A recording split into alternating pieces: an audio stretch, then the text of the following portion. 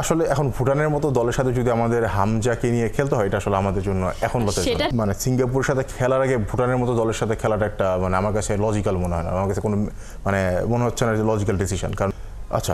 Normally strategy change হওয়ার কোনো উপায় নেই, কারণ হচ্ছে কাবরেরা দীর্ঘ সময় ধরে হচ্ছে অনেকটা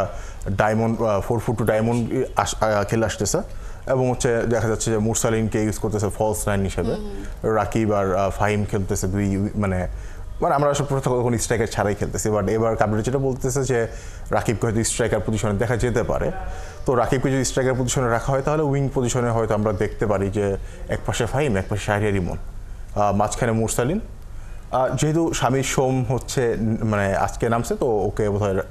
চিন্তা করবে না কোচ।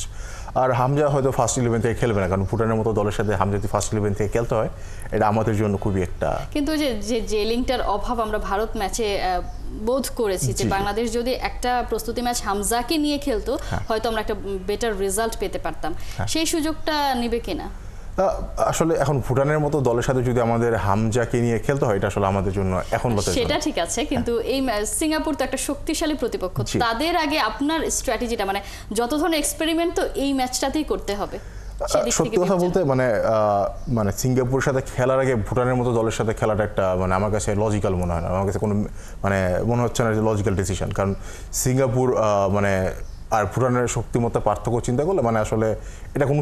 দরকারই ছিল না, এই ম্যাচটা খেলা কোনো দরকারই ছিল না, বরঞ্চ